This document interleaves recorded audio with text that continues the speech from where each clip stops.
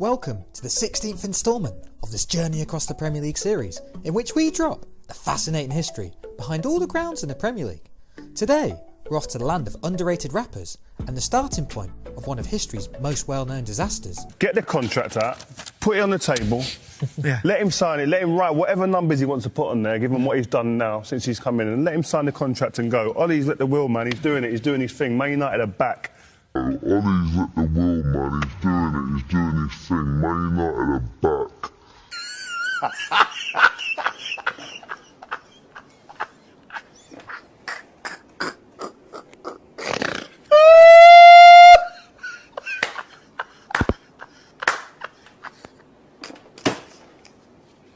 To talk about the fascinating history about Southampton and their ground of St Mary's. Our story starts back in the late 19th century when Southampton had first moved into their ground at Milton Road. The ground had been redeveloped from a dell, which was drained and stands built on top of it. A dell, just in case you're wondering, is a small valley, usually among trees, and this can be still seen today with its continuation to the south of the old ground. As you can expect, the ground would take the name of the dell and be Southampton's home for over 100 years until the 1990s, when the club was flying high in the Premier League, and with that started to look for a new home, as expanding the dell's capacity of 15,000 wasn't really feasible due to its constrained site. After unsuccessful attempts to build a new stadium on the outskirts of Southampton, the local council presented the club with an opportunity to build a new stadium on a disused gasworks close to Southampton city centre, and this heritage can still be seen today, with a couple of gas holders still there, standing tall next to the ground. The new stadium would be close to St Mary's Church, which had a hand in founding the football club. Therefore, the move was cited as returning home. So now you can probably guess why they're nicknamed the Saints. Oh man, honestly, dude, that's the meanest thing you've ever done to me. Construction on the stadium began in December 1999, and whilst the ground was getting built, it was discovered that an Anglo-Saxon cemetery dating back to the 7th century was lurking beneath the ground. Excavations only took place underneath the proposed stands for the stadium, leaving the rest of the cemetery undisturbed. I'll let you hazard a guess where the rest of it's located.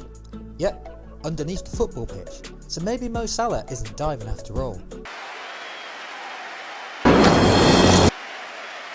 As the ground was being constructed, it was reported that a couple of Portsmouth fans tried to bury some shirts and scarves underneath the stadium.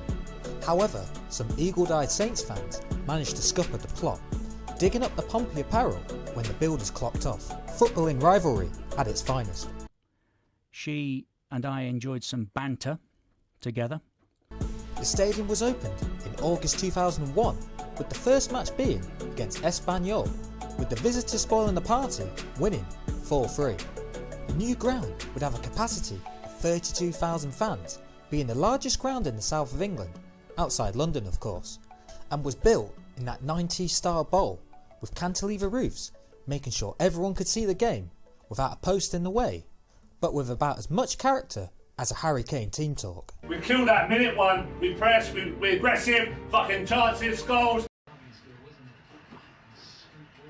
And we fucking killed it, man. We fucking qualified today, that's it. Yeah. We fucking qualified. Throughout their time at the stadium, Southampton have been on quite the journey, from languishing in League One to 6th in the Premier League. And if I asked you what the record attendance was for, I would imagine you would say a match against Manchester United or even Portsmouth, but you'd be way off. It was in fact for a championship match against none other than Coventry City. Who says football is dead these days? Oh, really? Yeah. Thanks for watching. If you enjoyed this video, please leave a like and subscribe.